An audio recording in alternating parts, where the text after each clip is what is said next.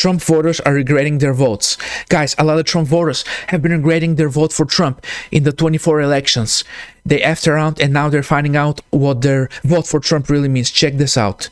Trump wants to axe an affordable housing grant. That's a lifeline for many rural communities. Guys, Trump is screwing over his most loyal voting base, and that's the rural communities. Because you had an upwards of 80%, maybe more, of rural voters voting for this guy, saying he's for the rural class, he's for the working class, he's going to help us out. But no, he's screwing them over. You know who actually helped out the rural class more? Biden. Biden was helping out rural communities more than Trump was. Check this out.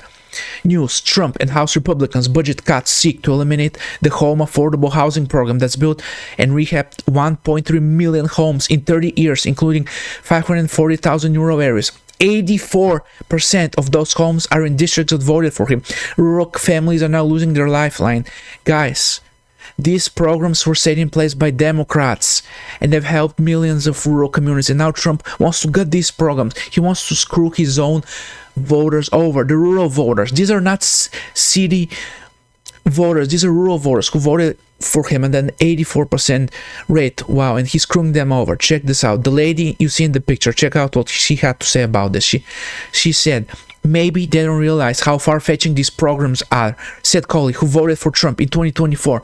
Among those 500,000 homes that home helped build, 84% were in districts that voted for him. I understand we don't want excessive spending and wasting taxpayer dollars, but these proposed budget cuts across the board make me rethink the next time I go to the polls. Lady, what were you thinking? You're already paying taxpayer dollars, like your money is already in the system. You're paying for it, and now you don't get anything out of it. If it was Biden, this program would have still continued, but now, I mean, it's nice that you finally thought over what your vote means, but I mean, maybe now you see what it means to vote for Trump. And now, check out what Latino voters thought. Latino voters who voted for Trump, check this out. About a quarter of Latinos who supported Trump in 24 either expressed disappointment in him, 19%, or regret their vote, 8%. And there continues to be signs of defection from GOP. 11% of Trump voters say they plan to support Democrats in 2026.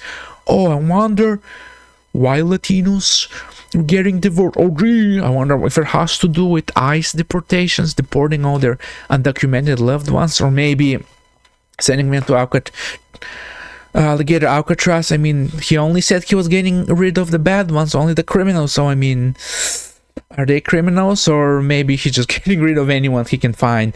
I don't know, guys. Maybe you should have thought that over. I mean, he only said it a million times during his campaign, so it wasn't anything new. Check this out. Trump's focus on immigration deportations and lack of delivery on the economy drive disappointment and regret among Latino voters. And let's see how many feel disappointed. 19%. Why? I mean, the deportations, I mean, come on. And not delivering on promises. I mean, surprise, surprise. Who could have seen that coming?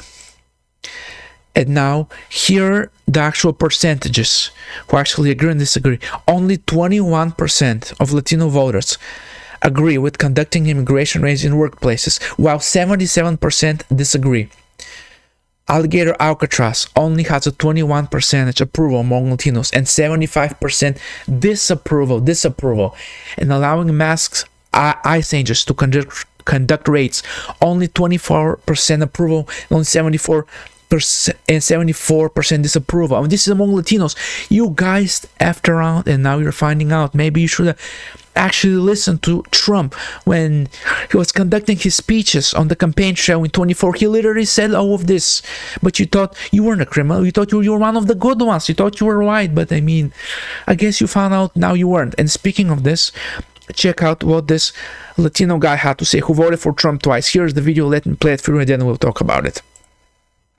But first, before that, let's look at Trump's approval rating. It's a 37% now. This is the lowest second term approval, 37%.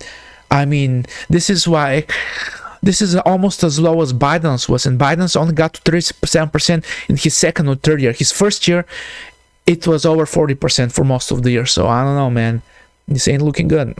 Georgia's wife Esmeralda say an unmarked SUV started following them and pulled them over. They say Border Patrol agents first approached wearing masks. Why are we not allowed to be here? Because we're not white? George and Esmeralda both voted for the first time in 2020 and again in 2024 for President Donald Trump. As they see his immigration crackdown, do you regret your vote? Yes, I do. Very much so. I feel shame, guilt, and anger at the same time. George and his wife.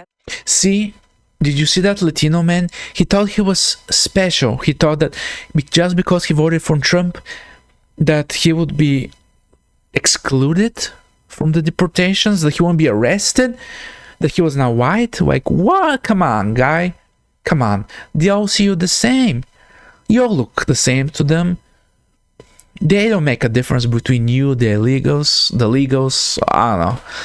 I mean, when they see how you look, they just go like, oh, maybe he's illegal. So check out the farmers now. Let's talk about the farmers. The farmers who Trump screwed over. Remember, for Trump's first term, he screwed over the farmers. You had farmers going bankrupt. You had thousands of farmers going bankrupt, and Trump had to subsidize them, but he only subsidized the big guys. And the small farmers, well, they went out of business, not to mention the tariffs in the first term and not being able to sell their goods to China. I mean, that was really bad in the first term, but now check out what's happening in his second term. For President Mr. Trump. Right? Trump. Mr. Trump. If the election were today, Frank, would you vote for Donald Trump? No way. Couldn't happen. No.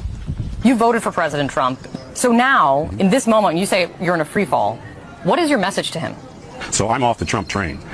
Where I'm going for now is I got to protect my business. Island, a wheat farmer who says he's lost $400,000 since Trump took office. I think there was a lot of people who voted for him that want to stay loyal to him, but it's going to get to the point where financially, if it's between supporting the president or losing your family farm.